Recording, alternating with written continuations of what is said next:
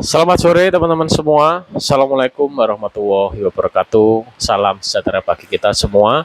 Terima kasih teman-teman sudah klik video ini dan sudah mampir ke channel ini. Bagi teman-teman yang baru menemukan channel ini, bisa dibantu untuk like dan subscribe-nya untuk membantu channel ini memberikan manfaat bagi teman-teman kita yang mengalami keluhan seputar lambung, baik itu gastritis atau luka lambung atau GERD ya, yang disertai anxiety ataupun tidak. Oke teman-teman, di video kali ini saya akan menanggapi salah satu komen dari teman kita ya, namanya Kak Umi. Ini komennya bisa disimak. Kak Umi Komairo. Oke, saya bacakan komennya. Ini lagi hujan teman-teman, sore ya. Oke, saya bacakan komennya. Kalau saya sensasi yang horor itu sempoyongan. Jalan kayak mau pingsan, badan melayang kayak di atas kapal. Mau aktivitas kan jadi takut. Itu apa dari psikosomatik ya kak? Cara ngatasinya gimana kak? Supaya cepat reda kalau terjadi sensasi kayak gitu biar nggak panik. Oke, jadi gini ya, berdasarkan pengalaman saya Kak Umi, yang kakak alami ini ya itu ya sebabnya itu dari leaky gut kakak. Kenapa dari leaky gut? Iya, karena terjadi keliengan atau sempoyongan. Itu penyerapan nutrisi sudah tidak maksimal lagi. Itu dari leaky gut. Kakak ada leaky gut karena kalau tidak ada leaky gut gitu ya, mungkin kita nggak akan terjadi seperti ini ya. Jadi mungkin kita keliengannya akan biasa-biasa saja ya. Semisal keliengan hanya sifatnya sementara, tapi ini khas ya dari yang biasanya kita alami, yaitu keliengan khas sekali. Karena apa teman-teman ya? Konsentrasi otak kita itu ya ditentukan oleh kesehatan usus kita. Itu yang harus menjadi garis bawah ya. Apakah itu dari psikosomatik? Bisa iya, bisa tidak.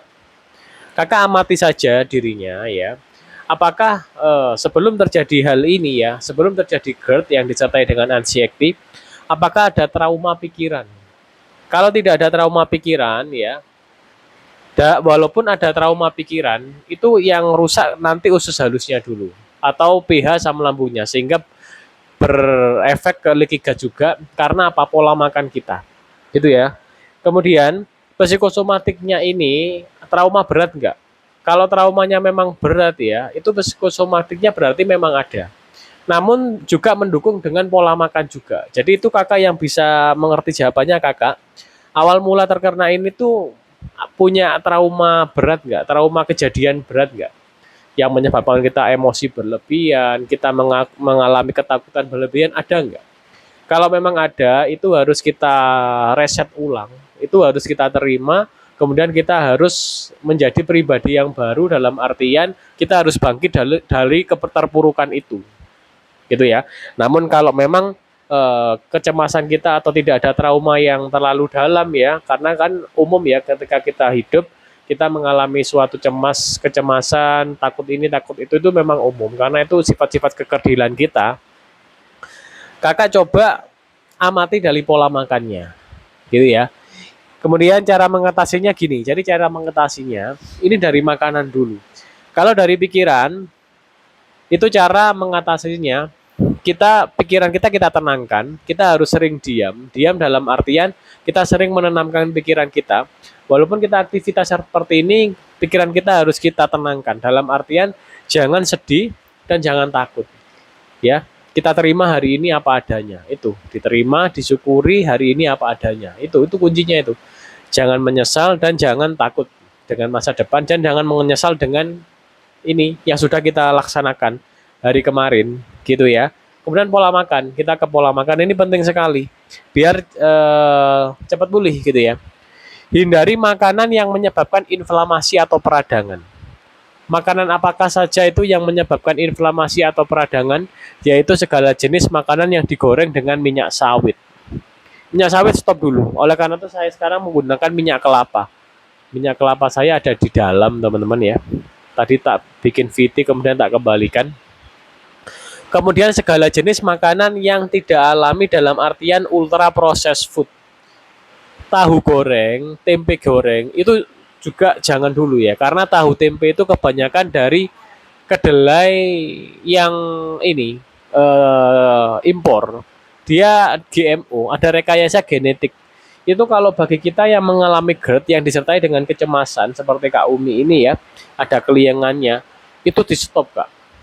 Kita makan makanan yang alami, kalau mau kedelai pakai kedelai lokal. Namun kalau carinya sulit, hindari semua produk dari kedelai. Udah hindari aja. Kacang-kacangan juga hindari dulu. Kemudian yang digoreng dengan minyak sawit juga dihindari ya. Karena saya menghindari minyak sawit dan hasilnya sungguh luar biasa. Kalau kakak cek video-video saya dulu pulih kambuh anxiety saya. Kalau GERD saya sudah jelaskan, saya sudah pulih di 9 bulan.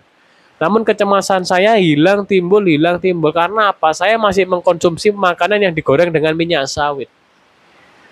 Setelah saya ganti dengan minyak kelapa, alhamdulillah sangat membaik untuk kecemasan tidak timbul kembali.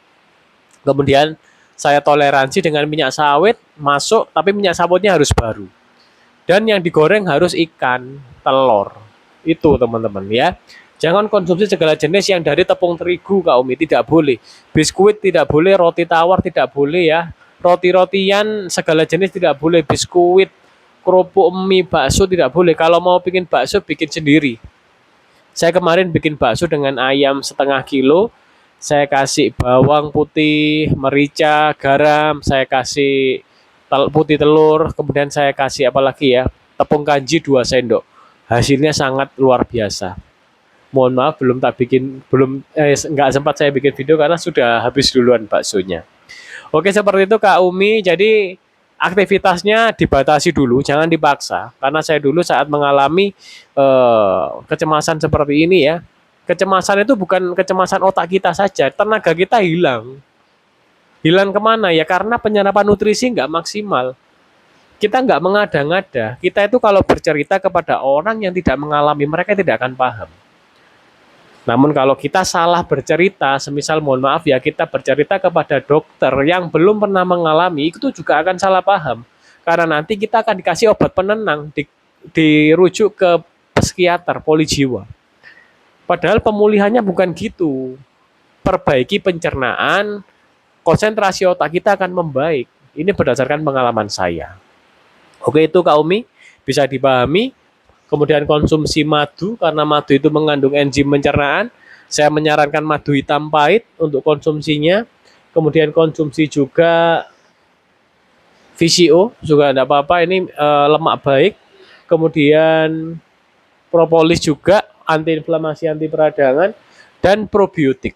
Ya, saya probiotik menggunakan cuka apel, tape singkong, probiotik cair Pro M1 bisa silakan. Probiotik itu penting.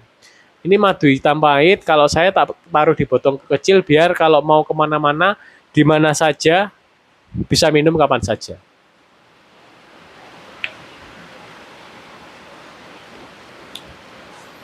Namanya madu hitam pahit, jadi rasanya pahit teman-teman.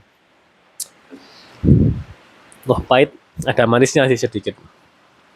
Oke Kak Umi, jadi seperti itu video kali ini. Dan teman-teman semua, semoga videonya bermanfaat. Intinya tetap semangat.